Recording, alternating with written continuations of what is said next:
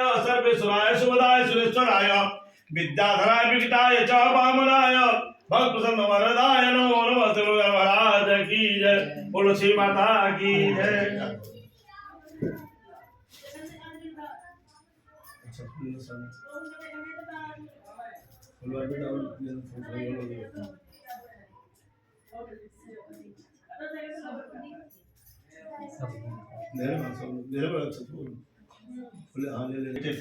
छह कमाने वाले थे, एक निकम्मा था।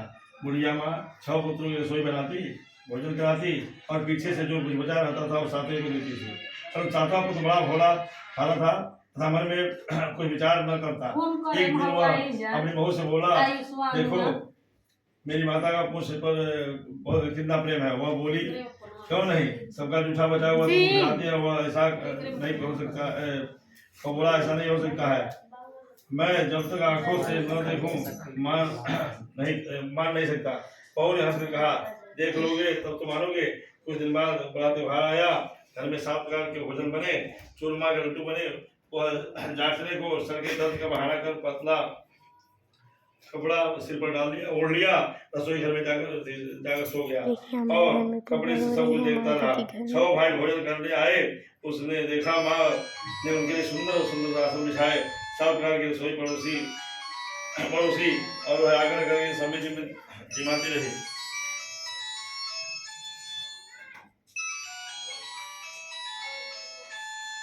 भोजन करने के उसने देखा माँ ने उनके लिए बनाई और आग्रह करके सबको जिमाती रही और देखता रहा। 6 भाई भोजन कर उठे तो माँ ने उनसे जूठी थालियों से लड्डू के टुकड़ों को उठाया और एक लड्डू बना लिया। जूठन साफ करके बुढ़िया माँ ने पुकारा, उठो बेटा, 6 भाई भोजन कर लिए हैं, तो ही बाकी है, उठकर भोजन करना।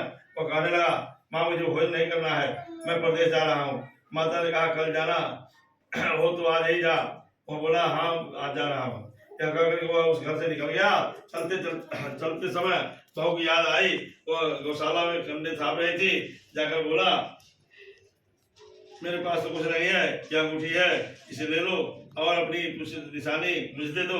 वो बोली, मेरे पास क्या है, यह गोबर का भरा हाथ है। क्या कहकर उसने पीठ पर गोबर के हाथ की थपथपी मार दी और वह चल दिया। चलते चलते दूर देश में पहुंचा। वहां पर एक साहूकार की दुकान थी। वहां जाकर बोला, सेठ जी मुझे नौकरी पर रख लो। साहूकार का जरूरत था। साहूकार ने कहा, काम देखकर दाम मिलेंगे। साहूकार की नौकरी मिली। वो सवेरे 7 बजे से 12 बजे रात तक काम करने लगा। कुछ दिन में दुकान का लेन देन, हिसाब किताब, ग्राहकों को माल बेचना, सारा काम करने लगा। साहूकार के 7 से 8 नौकर थे। वे सब चक्कर खाने लगे। यह होशियार बन गया है। सेठ ने भी काम देखा और 3 महीने में ही उसकी मुनाफे का साझेदार बना दिया। 12 वर्ष में वह नामी सेठ बन गया और मालिक सारा कारोबार छोड़कर बाहर चला गया। इधर बहू पर क्या बीती सो सुनो। सास ससुर उसे दुख देने लगे। सारी गृहस्थी का काम करा कर उसे लकड़ी जंगल में भेजते रहे। इस दिन किसी भी घर की रोटियों के आटे से जो भूसी निकलती थी उसी का रोटी बनाकर रख दी जाती है और फूटे नाल की नरेली में पानी। इस तरह के दिन बीतते रहे। एक दिन वह लकड़ी लेने जा रही थी कि रास्ते में बहुत सी स्त्रियां संतोषी माता व्रत करती दिखाई दी। वहां वह खड़ी होकर कहने लगी, हे बहन, या तुम किस देवता की पूजा कर रही हो, व्रत कर रही हो, इसके करने से क्या फल प्राप्त होता है, इस व्रत के करने का विधि है। यदि तुम अपने इस व्रत का विधान मुझे समझ कर कहोगी तो मैं तुम्हारा बड़ा एहसान मानूंगी। तब उनमें से एक स्त्री बोली, सुनो, यह संतोषी माता का व्रत है। इसके करने से निर्धनता दरिद्रता नाश हो जाता है, लक्ष्मी आती है, मन की चिंता दूर हो जाती है, घर में सुख होने से मन को प्रसन्नता और शांति मिलती है, निपुत्री को पुत्र प्राप्त होता है, प्रीतम बाहर चला गया है तो शीघ्र वापस आ जाता है, कुंवारी कन्या को मन पसंद वर मिलता है, राजद्वार में बहुत दिनों के मुकदमा चलता अगर है तो खत्म हो जाता है, कलह क्लेश से निवृत्ति हो जाती है, सुख शांति घर में आ जाती है और धन जमा हो जाता है, पैसा ज्यादा लाभ होता है तथा मन में जो कुछ कामना रहती है और संतोषी माँ कृपा से पूरी हो जाती है। इसमें संदेह नहीं है। वो पूछ रही है, व्रत कैसे किया जाता है, यह अभी बताओ तो बड़ी कृपा होगी। स्त्री कहने लगी, 1.25 आने का गुड़ चना ले लेना, इच्छा हो तो 5.25 आने का ले लेना या 100 रुपए का भी सहूलियत अनुसार ले लेना। बिना परेशानी श्रद्धा और प्रेम से जितना भी बन सके सवाया लेना। 5.25 पैसे से 5.25 आने तक, इससे भी ज्यादा शक्ति और भक्ति के अनुसार गुड़ और चना ले लेना। हर शुक्रवार को निराहार कथा गाना सुनना, इसके भी बीच कम टूटे नहीं। लगातार नियम पालन करना। सुनने वाला कोई न मिले तो घी का दीपक जलाकर उसके आगे जल की पात्र को रखकर कथा कहना चाहिए, परंतु नियम नहीं टूटना चाहिए। जब तक कार्य सिद्ध न हो नियम पालन करना, और फिर कार्य सिद्ध हो जाने पर व्रत का उद्यापन करना। 3 मास में माता पूरा फल प्रदान करती है। यदि किसी के छोटे ग्रह हो तो भी माता 1 वर्ष में अवश्य सिद्ध कर देती है। कार्य सिद्ध होने पर फिर उद्यापन करना चाहिए, बीच में नहीं। उद्यापन में 2.5 से आटे का खाजा तथा इसी के अनुसार खीर, उसके बाद साग बनाना चाहिए, चने का साग बनाना चाहिए। 8 लड़कों को भोजन कराना, जहाँ तक मिले देवर जेठ भाई बंधु कुटुंब के लड़के लेना, न मिले तो रिश्तेदारों को और पड़ोसियों के लड़के बुलाना है। उन्हें भोजन कराकर यथाशक्ति माता का नियम पूरा करना। उस दिन घर में कोई छटाई न खाए। यह सुबुढ़िया की बहुत चल दी। रास्ते में लकड़ी के बोझ को बेच दिया और पैसों से गुड़ चना ले आई। माता के व्रत की तैयारी कर आगे चली और सामने मंदिर देख पूछने लगी, यह मंदिर किसका है? सब कहने लगे संतोषी माता का मंदिर है। यह सुन माता के मंदिर में जा माता के चरणों में लौटने लगी, विनती करने लगी, हे माँ, मैं दीन हूँ, निपट मूर्ख हूँ, व्रत के नियम को जानती नहीं, मैं बहुत दुखी हूँ। हे माता जननी, मेरा दुख दूर कर, मैं तेरी शरण में आया हूँ। माता को दया आई।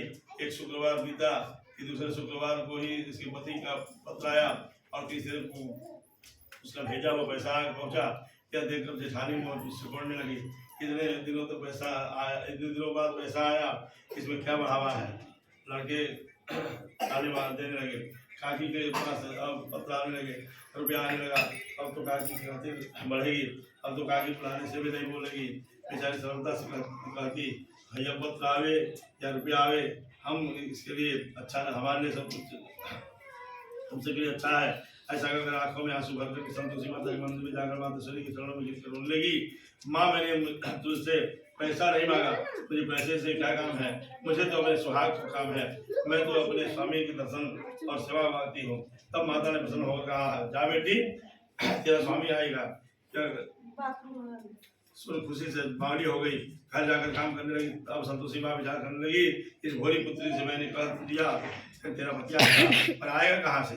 वह तो इसे स्वप्न में भी याद नहीं करता है। इसे याद दिलाने के लिए मुझे जाना पड़ेगा। इस तरह माता उस बुढ़िया के बेटे के पास जहाँ स्वप्न में प्रकट होकर कहने लगी, साहूकार बेटे, सोता है या जागता है? वह कहता है, माता, सोता भी नहीं हूँ, जागता भी नहीं हूँ, बीच में ही हूँ, कहिए क्या आज्ञा है? माँ कहने लगी, तेरा घर बार है या नहीं? वो बोला, मेरा सब कुछ माता, माँ बाप, भाई बहन, बहू, क्या कमी है? माँ बोली, पुत्र तेरी घरवाली का सुधार रही है। तो बोला, हे माता, यह तो मुझे मालूम है, परंतु जाऊँ कैसे? परदेश की बात है, लेन देन का कोई हिसाब नहीं, कोई जाने का रास्ता नजर नहीं आता, कैसे चला जाऊँ? माँ कहने, मेरी बात मान, सवेरे नहा धोकर संतोषी माता का नाम ले और घी का दीपक जला, दंडवत कर दुकान में जा बैठना। देखते देखते तेरा लेन देन छुप जाएगा और जमा माल बिक जाएगा। साज होते होते धन का ढेर लग जाएगा। अब तो वह सवेरे बहुत ही जल्दी उठ मित्र बंधुओं से अपने सपने की बात कहता है। वे सब उसकी बात अनसुनी कर दिल्ली उड़ाने लगते हैं। कहीं सपने में भी सच्चे होते हैं। एक बूढ़ा हो बोला, देखो भाई, मेरी बात मान, इस तरह 5 साज या झूठ कहने के बदले देवता ने जैसा कहा है वैसा ही करना, तेरा क्या जाता है? अब बूढ़े की बात मानकर वह नहा धोकर के संतोषी माता को दंडवत कर घी का दीपक जलाकर दुकान में बैठ जाता है। थोड़ी देर में वह देखता क्या है कि देने वाले रुपए लाए, लेने वाले हिसाब लाए, उठे भरे सामानों के खरीदार नगद दाम में सौदा करने लगे। शाम तक धन का ढेर लग गया उसके यहाँ। मन में माता का नाम ले प्रसन्न होकर घर जाने के वास्ते गहना कपड़ा और सामान खरीदने लगा। यहाँ के काम से निपट घर को रवाना हो गया। यहाँ बहू बेचारी जंगल में लकड़ी लेने जाती है। लौटते वक्त माता जी के मंदिर पर विश्राम करती है। वह तो उसका रोज रुकने का स्थान था। दूर धूल उड़ती देख वह माता से पूछती है, हे माँ, यह धूल कैसी उड़ रही है? अम्मा बोलती है, हे पुत्री, तेरा पति आ रहा है। अब तू ऐसा कर, लकड़ियों के 3 बोझ बना ले, एक नदी के किनारे पर रख दूसरा मेरे मंदिर पर, तीसरा अपने सिर पर रख। तेरे पति को लकड़ी का गट्ठा देख करके मोह पैदा होगा, वहाँ रुकेगा, नाश्ता पानी बनाकर खाकर माँ से मिलने जाएगा। तो लकड़ी का बोझ उठाकर जाना और बीच चौक में गट्ठा डालकर 3 आवाज है जोर लगाना, लो सासू जी लकड़ियों का गट्ठा लो, भूसी की रोटी दो, नारियल के खोपड़े में पानी दो, आज कौन मेहमान आया है। माँ के पास होकर के वो बहुत अच्छा माता जी कहकर प्रसन्न मन से लकड़ियों के 3 गट्ठे बनाने, एक नदी के तट पर रख दिया, एक माता के मंदिर पर रख दिया। इतने में ही वो मुसाफिर आ गया, सूखी लकड़ी देखकर उसकी इच्छा हुई अब यही निवास करें, अब भोजन बनाकर खाकर तब गांव चले। इस भोजन खा विश्राम ले गांव को गया। उसी समय बहू सिर पर लकड़ी का गट्ठा ली आती है, उसे आंगन में डालकर जोर से चिल्लाने की आवाज देती है, लो सासू माँ लकड़ी का गट्ठा लो, भूसी की रोटी दो, नारियल का खोपड़े में पानी दो, आज कौन मेहमान आया है। यह सुन करके उसकी सास अपने दिए हुए कष्टों को भुलाने हेतु कहती है, बहू ऐसा क्यों कहती हो, तेरा मालिक ही तो आया है, बैठ मीठा भात जा खाकर खड़े कपड़े गहने पहन। इतने में आवाज सुनकर स्वामी बाहर आता है और अंगूठी देख व्याकुल हो जाता है, माँ से पूछता है यह कौन है। माँ कहती है, बेटा यह तेरी बहू है, आज 12 वर्ष हो गए जब से तू गया, तब सारे गांव में जानवर की तरह भटकती है, फिरती है, काम काज घर का कुछ करती नहीं, 4 समय आकर खाना खाती है।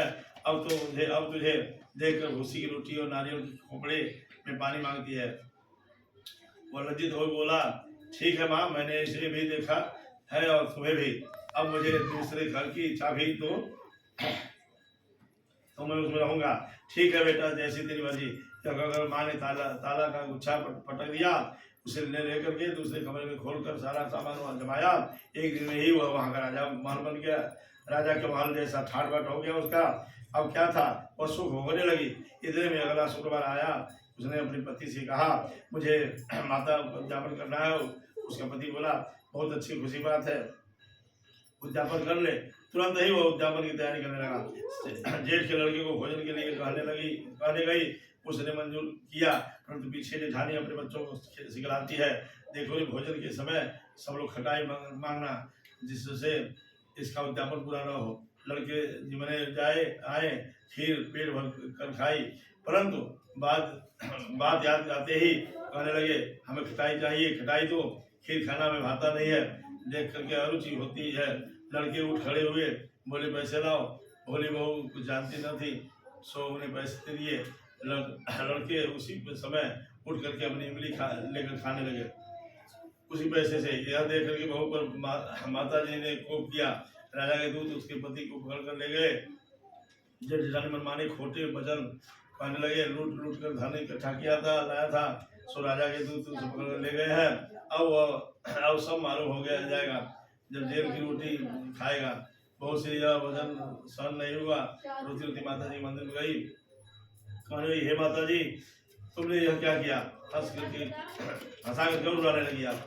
माता बोली, पुत्री, तुमने उद्यापन करके मेरा व्रत भंग किया है, कितनी जल्दी सब बातें भुला दी। वो कहने लगी, माता, हे माता, बोली तो नहीं हो, न कुछ अपराध किया, मुझे तो लड़कों ने भूल में डाल दिया है, मैंने भूल से उन्हें पैसे दिए, मुझे क्षमा करो माँ। माँ बोली, ऐसी भी कहीं भूल होती है। वो बोली, माँ मुझे माफ कर दो, मैं फिर दोबारा उद्यापन करूँगी। माँ बोली, अब भूल मत करना। वो बोली, अब भूल नहीं करूँगी, भूल नहीं होगी हमसे, अब बताओ ये कैसे आएंगे। माँ बोली, पुत्री जा, मैं तेरा मालिक तुझे रास्ते में ही आता मिलेगा। वह निकली, रास्ते में उसका पति आता मिला। उसने पूछा, तुम कहाँ गए थे। वो कहने लगा, कितना धन तुम जो कमाया था उसका टैक्स राजा ने मांगा था, वो भरने गया था। वो प्रसन्न होकर बोली, भला हुआ, घर चलो। कुछ दिन बाद फिर शुक्रवार आया। वो बोली, मुझे माता का उद्यापन करना है। पति ने कहा, करो। और फिर जेठ के लड़कियों से भोजन करने निकलने लगी। जेठानी 1-2 बातें सुनाई और लड़के को सिखा दी कि तुम पहले ही खटाई खाना। लड़के गए, खाना खाने से पहले कहने लगे, हमें खीर खाना नहीं भाता, जो जी बिगड़ता है, कुछ खटाई खाने की। तो वो बोली, खटाई खाने को नहीं मिलेगी, खाना हो तो खाओ। यह करके ब्राह्मणों के लड़के ला करके भोजन कराने लगी। यथाशक्ति दशरथ की जगह एक फल दे दिया। इससे संतोषी माता प्रसन्न हो गई। माता की कृपा से होते ही 9वें मास उसको चंद्रमा के समान सुंदर पुत्र हुआ प्राप्त हुआ। पुत्र को देख करके प्रतिदिन माता जी के मंदिर को जाने लगी। माँ ने सोचा कि रोज आती है, आज क्यों नहीं, आज न मैं ही उसके घर गई और आज मैं ही उसके घर चलती हूँ, इसका सारा देख लूँ, इसका आस्था सारा देख लूँ तो सही। यह विचार करके माता ने भयानक रूप बनाया, गुड़ और चने से सना हुआ मुख, ऊपर से छोड़ के समान होठ, उस पर मक्खियाँ बिना रही थी। दहलीज में पैर रखते ही उनकी सास चिल्लाई, देखो कोई चुड़ैल आई हुई है, डाकनी आई हुई है, लड़के से भगाओ नहीं तो हम सबको खा जाएगी। लड़के डरने लगे, चिल्लाकर को खिड़की बंद करके करने लगी। बहू रूस दान से देखती रही और प्रसन्नता से पगली होकर चिल्लाने लगी, आज मेरी मेरे घर आई है, यह कहकर बच्चे को दूध पिलाने से हटाती है। इतने में सास का क्रोध फूट जाता है, फुट बड़ा मरी नाग इसे देखकर कैसे उतावली हुई, जो बच्चे को पटक दिया।